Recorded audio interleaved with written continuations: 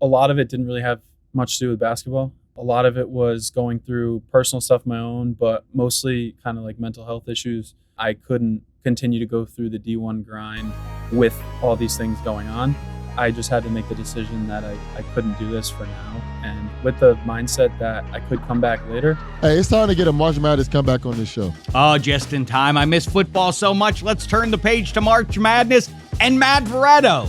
The question is, who's Matt Veretto? I'm about to tell you. Veretto was player of the year in Connecticut when he was in high school. Then he played his freshman year of college at Delaware, but then he took 3 full years off from college basketball and now is a 24-year-old grad student hooping for the Vermont Catamounts, who it appears are going dancing, Shazier. Also, we're talking about March Madness comeback stories on a special edition of The Checkdown. From Wondery, I'm Ryan Shazier. And I'm Dave Damashek. This is Don't Call It a Comeback. Don't call it a comeback. I've been waiting on this moment my whole life. Can't call it a comeback. Everybody to your feet, make arenas rise. Yeah, I'm saying from the left to right, we get it on tonight. We do it all, but we don't back down. Just give me one shot, one chance, I'ma take it. Fixing up the game, but these records I keep on breaking.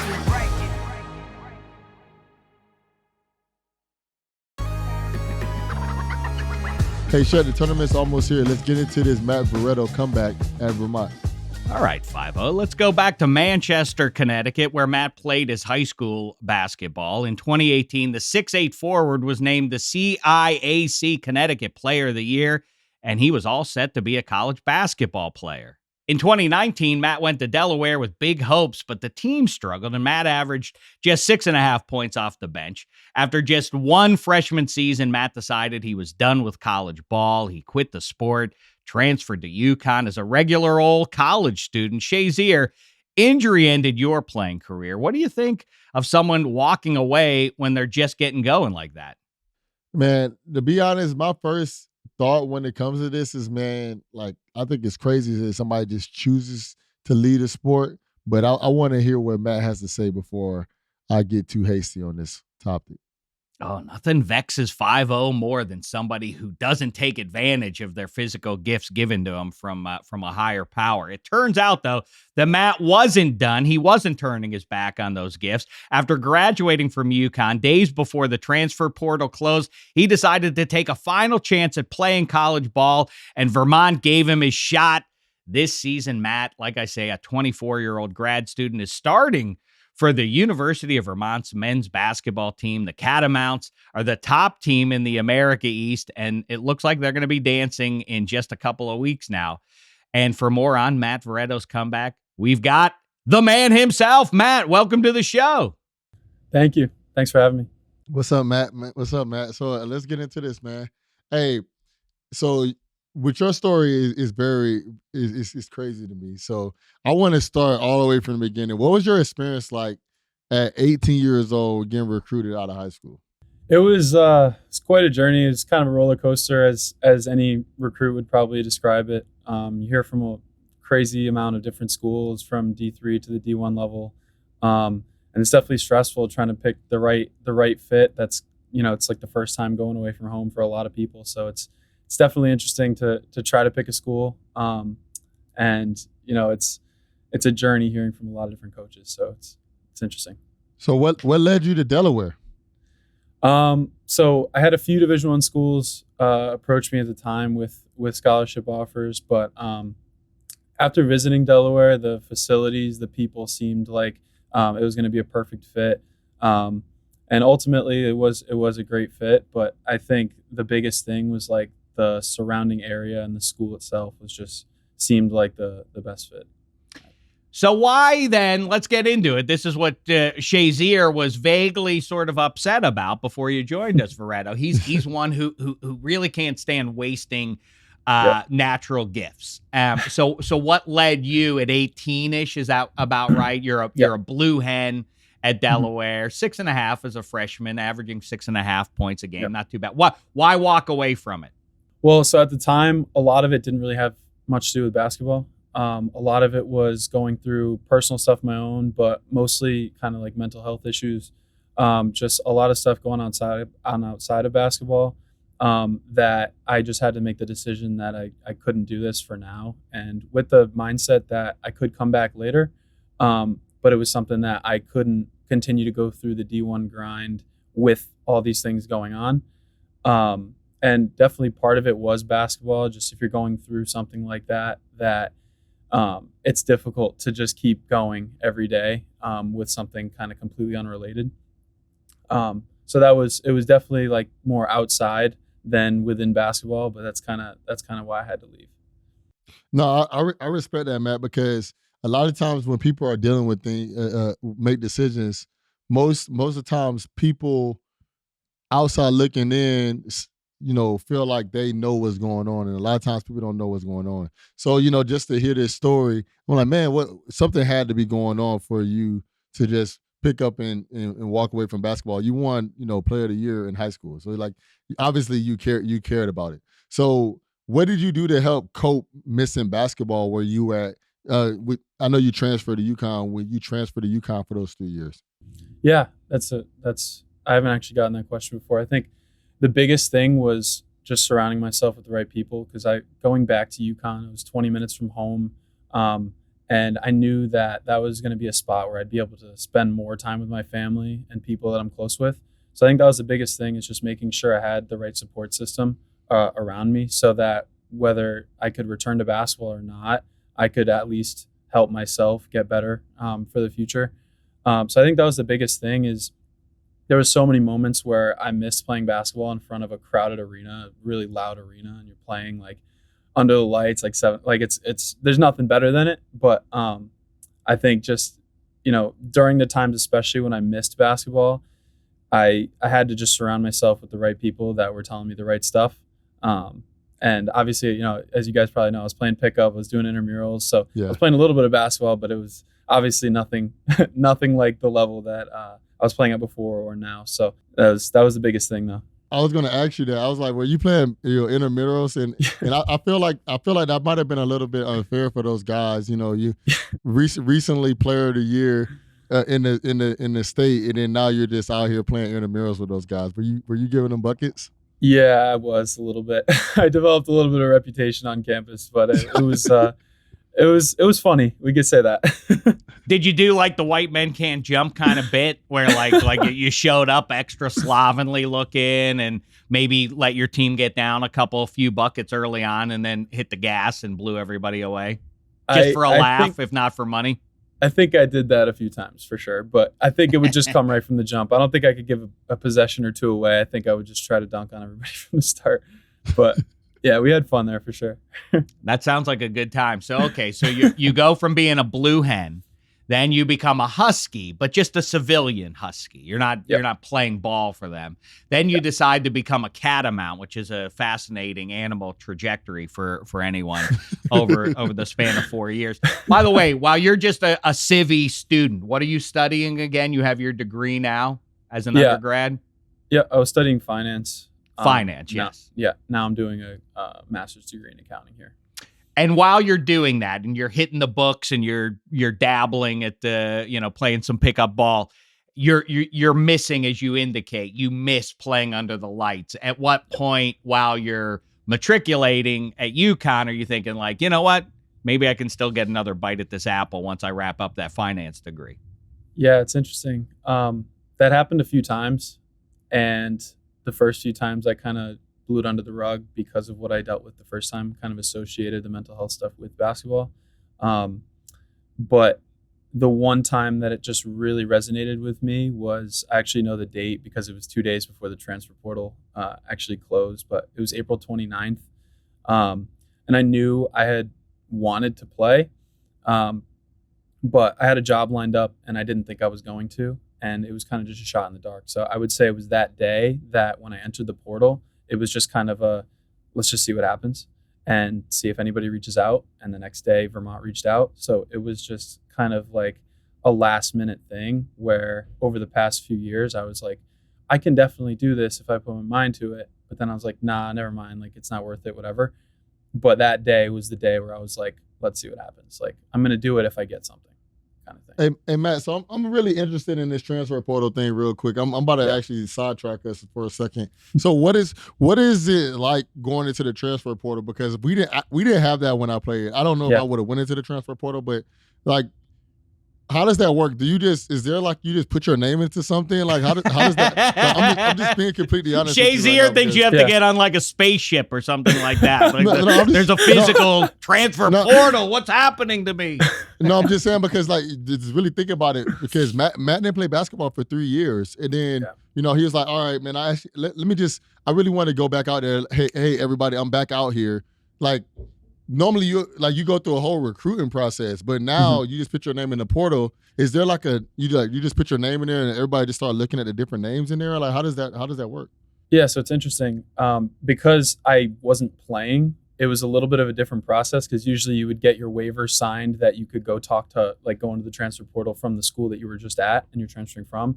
But for me, so all I had to do was go into the athletic director's office, not the athletic director himself, but the general athletics office, and talk to they have one person designated to like transfer stuff. And I just had to go through like a 5-minute educational video training to say that like I know how the rules work. And then they put me in saying I'm transferring from UConn, which may or may not have helped me because it looks like I'm coming from playing basketball at UConn. But so basically you go into a portal and there was like, I don't know, 1,000, 2,000 players in there. So it was basically a bunch of Division III coaches reached out, and then Vermont, basically the only reason they reached out, they already knew me from high school. So yeah, I mean, you have a bio in there and everything, but it's basically a portal of just thousands of names that you have no idea if you're actually going to hear from anybody. Yeah, that's weird. Very interesting to me. Yeah, it's really fascinating. Especially, I wonder if there were any coaches who came across your name and said, well, this must be screwy paperwork or whatever, right, because this kid hasn't played in 3 years now. 2020, you're supposed to, this is carryover from a couple of years ago, right? Yeah. I mean, did you get any weird reactions? Like, are you actually meant to be in this portal right now, man? That was my first conversation with Vermont. Coach Schneider called and he sounded so confused. He was like, I see your name in the portal. He was completely confused, asking questions like that. Like, have you played, all this stuff?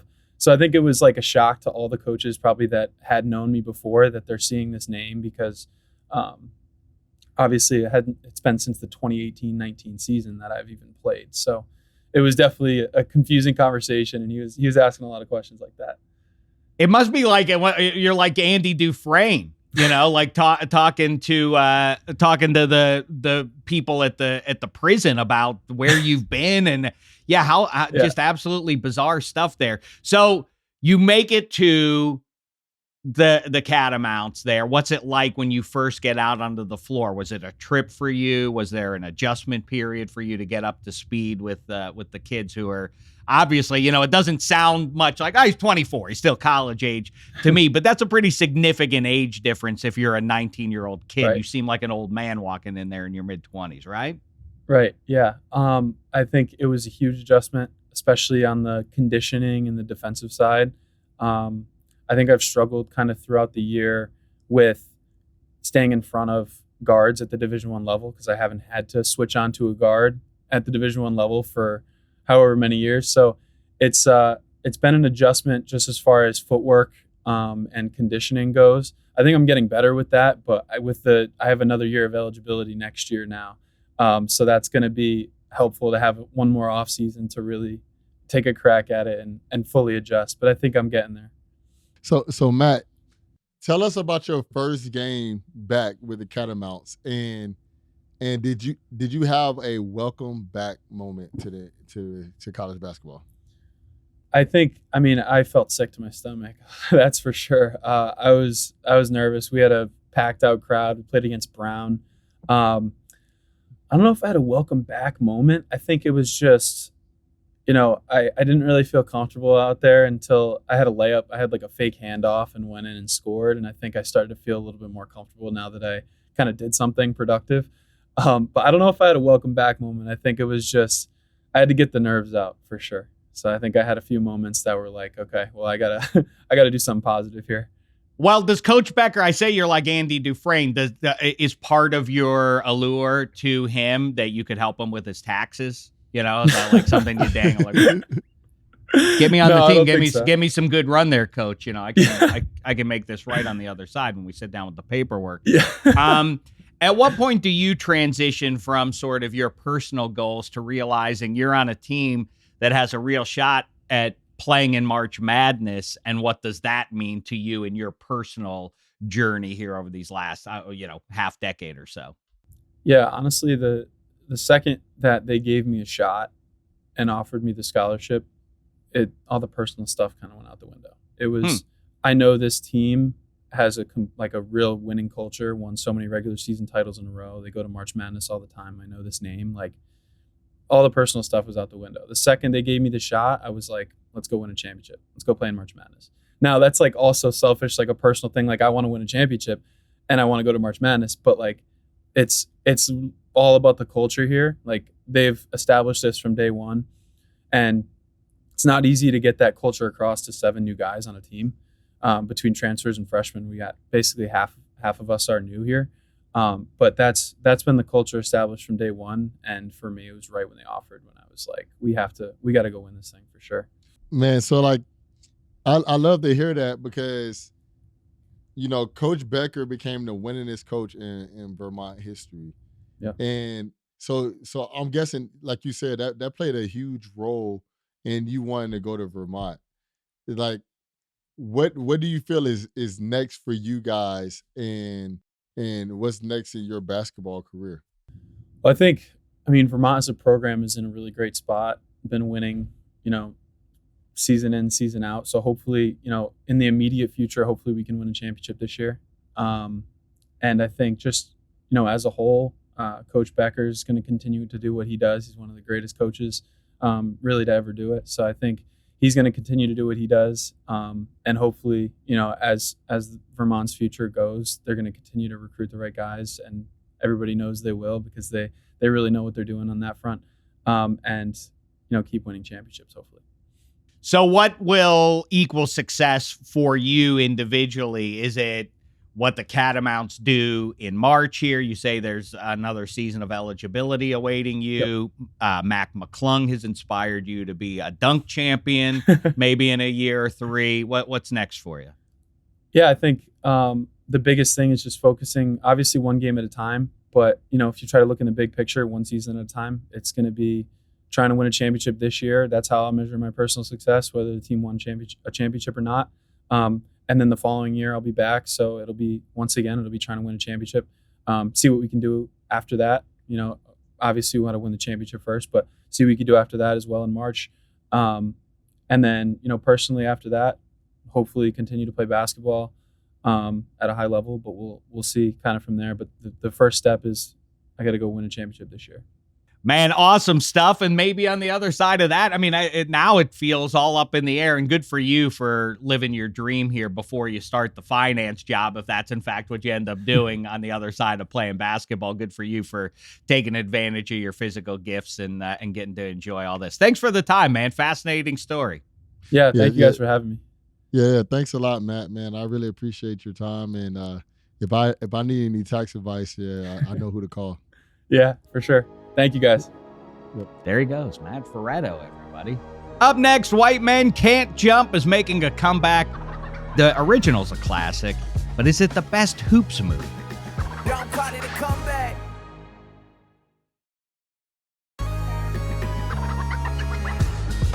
All right, time for some other comeback stories now. This is The Checkdown.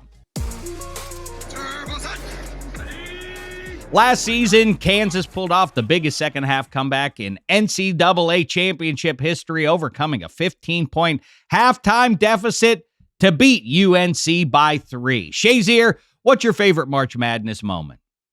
So I'm going to say the coolest moment, my favorite moment from March Madness was when Mario Chalmers hit that 3 versus Memphis to tie the game at Kansas. So that's obviously another Kansas moment. I was a young kid, and I was just watching the game. And for him to hit that 3 and then go to the Heat, where I was in Florida, so it was kind of cool. and that was a really big game, and you know how good Derrick Rose was in college. But my favorite moment, and this one's gonna suck for me because I'm actually a Blue Devils fan. I'm a Duke fan. One day I had a signing, just random. It was 2019. I had a random signing that was in Washington D.C. and my best friend was with me, and I had my older son, and he was like, "Hey man, I think the tournament is here." So I was like, "Man, you sure?" He's like, "Yeah, I think Duke plays Michigan State." So we just randomly like bought tickets. It was like 4 rows from the floor, 4 or 5 rows from the floor, and like our seat was almost parallel to like Magic Johnson, Plexo Burrs, and a lot of other guys. And it was Michigan State versus Duke. Duke ended up losing 68-67, but it was just a really cool moment because it was just spontaneous. We actually went to a March Madness game. It was the Elite Eight, and we watched Michigan State end up winning the game. But my favorite moment was to actually go to that game and actually see it because it was actually a big time game. And I got to see it with my son and one of my good friends. So it was, but unfortunately, we ended up losing though. A Florida kid who went to Ohio State likes Duke. You know what that says to me? Front running, Shazier, front running. No, My favorite memory. I gotta tell you a story. So I'm gonna let you tell you a story, but I'm gonna tell you why I'm a Duke fan.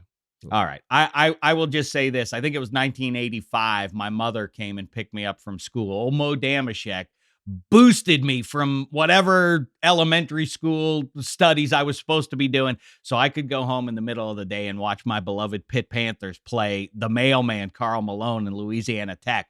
Pitt lost the game, but Mo Damashek and Dave Damashek were the big winners that day. Got to have a special March Madness memory for all of time. Thanks, Mo.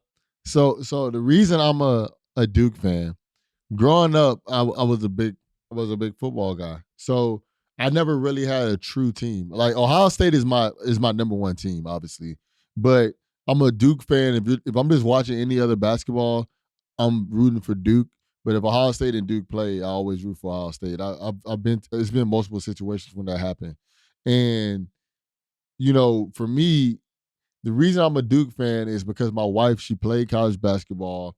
She loves college basketball. And we end up going to a Duke game. I got to talk to the team, got to meet Coach K, and I actually spent time with the team. And so that's why I like Duke as a basketball school. But it came from my wife. Like I'm a Spurs fan, and it brewed from my wife because I've always been like a player fan. When it comes to basketball, I've never been a true fan of a team. And, you know, since me and Michelle have been together, I've always been, you know, we started going to games together and I just turned into a fan of those two teams. So I'm a Spurs fan and a Duke Devils fan now. So it's pretty cool.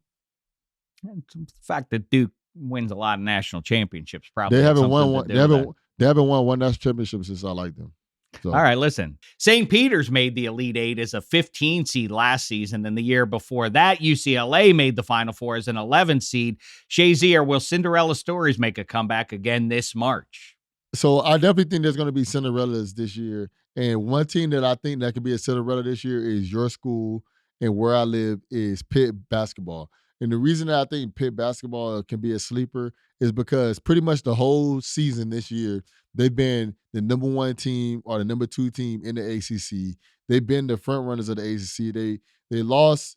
They have some bad losses, but whenever they play a ranked team, they beat them. So I wouldn't be surprised if Pitt gets in. They're like the 11th seed because they haven't been ranked the whole season, but they've beaten Miami. They've beaten North Carolina twice. They've beaten Virginia. They're beating the teams that they need to beat. They lose the bad games. So I think that they can go in, be a sleeper. They'll mess around, be the 11th seed, even though that they might end up being one of the top two seeds in the ACC. So I just think that Pitt is a team that can do it. Yeah, I hope they'll get a higher seed than that. The results in the Power 5 conference suggest that they deserve better than that, and they are going to be a tough out. That's not homerism out of me. I'm an Indiana University graduate, but I grew up going to games at Fitzgerald Fieldhouse with Charles Smith and Jerome Lane and that gang. And this particular edition of Pitt has so many perimeter scores that it's hard to handle. It's almost a mathematical unlikelihood that you're going to be able to shut down all those scores. And as we've seen in many March Madness games, you get one hot shooter for 40 minutes that can push you into the next round, no matter how high a seed you're going up against in that one. I am intrigued by this Pitt team heading into March Madness this year. This is going to be the first tournament without Coach K in over a quarter century. If you could bring back one legendary hoops coach back to start his career all over again, who would you pick, 5-0? Man, if I could bring one coach back, I just told you I'm a Duke fan, so I'm bringing Coach K back. He's a really cool guy. He has wonderful stories. I felt that he just did a great job of recruiting, but also leading players. And then one thing about March Madness that most people can say is either you hate Duke or you love Duke. And whenever Duke came across that schedule for most people is either you're going to have a tremendous fan base of people booing and hating them, or a tremendous fan base of people loving them. And they're going to have a packed house every single time they play. So, I don't know the next time you're going to see a coach as impactful as Coach K. Shelf at Kansas is a really good coach. There's some really good coaches out there. But I just don't know if we're going to get another Coach K for a long time. And the way that he made Duke the school that it is. So I would bring Coach K back, man. I know he just left, but I definitely love to have him again. I'd love to see, just as a social experiment, what John Wooden would do, how his message translates in the 21st century. I'd love to see Adolph Rupp come back and try and make a go of things in the 21st century and win maybe half a game over the course of 35 games going about it with his philosophical agenda. Also, Bob Knight. I went to Indiana University. That's not going to work. I think it would be fascinating to see how his message and the way he delivered it would work on this generation, or more. I think we probably park our cars in the same garage. Wouldn't work on this generation of kids. I think they would all be revealed as dinosaurs, better left in the previous century there. But it would be fascinating stuff to see. Yeah, Bob is too aggressive. I don't think he'll work for the guys. No, I don't think so any longer. Yeah. Hey, Houston in the meantime is back. I grew up, I remember watching Phi Slamma Jamma in my earliest days of being a sports fan. Now they're back on top of college basketball, which takes me back to those, like I say, the Phi Slamma Jamma days. Which classic college basketball team do you think would have the most success in today's game? Oh man, we talked about this a little bit, and man, it's really hard for me, man. I'm a very bad person when it comes to just the history of the game. Oh, the old guys are as good as the young guys. Like, I'm a very pro this generation type of guy because the game constantly evolves. So, man, to be honest, you will have to go with with the team up north. You will have to go with the Fab Five. I think that's one of the teams that's best suited for this generation and this style of basketball. But I'm gonna be completely honest, man. I don't know. I think it's gonna really be really hard, because when Magic Johnson played at Michigan State that very long time ago, I don't know if that type of ball is good enough now. Because everybody's 5 out.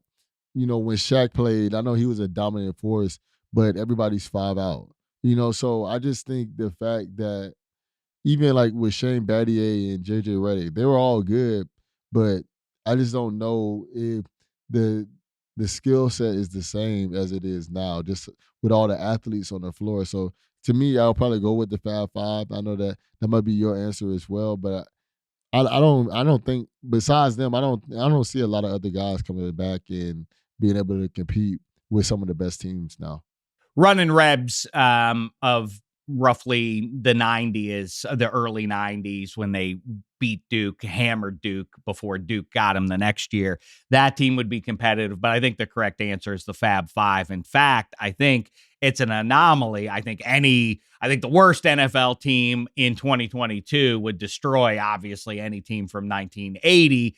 In basketball, it's a little bit weirder, and I do think the Fab Five, even as freshmen and sophomores, would be able to hang. And in fact, probably, I don't know if this counts as a hot take, I don't think they would lose to any team in college basketball 2023. I think they would. I think they would be able to compete favorably with the best team out there, including this current Houston Cougars team or anyone on down from there. White Men Can't Jump is making a comeback after the tourney, with Jack Harlow taking over Woody Harrelson's role. Shazier, what is the best hoops movie of all time? Hey, I want to ask a question first. Mm. Do you know who Jack Harlow is? Sure. That was a very questionable answer. I don't know any of his. I don't know. I couldn't tell you any of his albums or anything like that. I know who he is. Okay.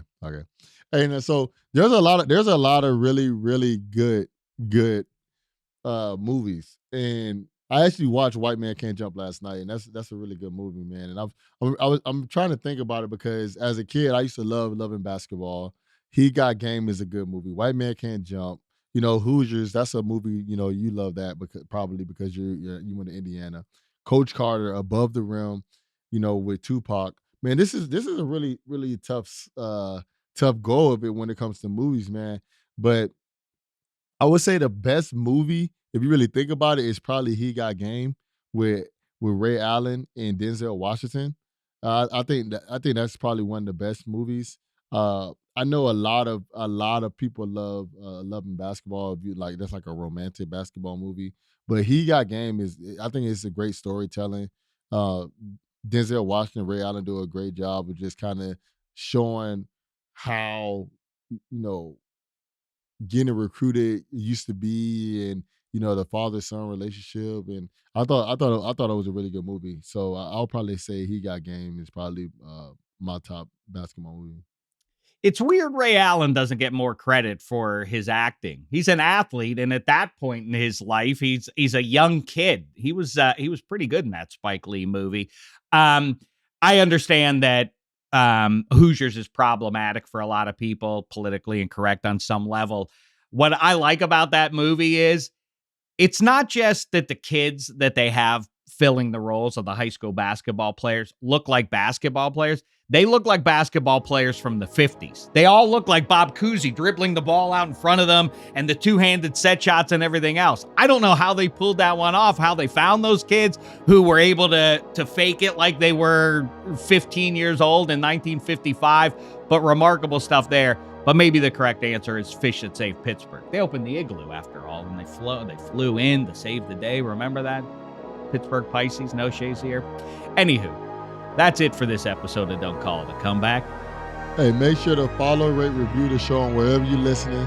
Check us out on YouTube on the Wondery channel. Make sure to hit the subscribe button so you don't miss an episode. See you all next week. Don't call it a comeback. I've been waiting on this moment my whole life. Can't call it a comeback. Everybody to your feet, make arenas rise. Yeah, I'm saying from the left to right, we get it on tonight. We do it all, but we don't back down. Just give me one shot, one chance, I'ma take it. Fixing up the game, but these records I keep on breaking.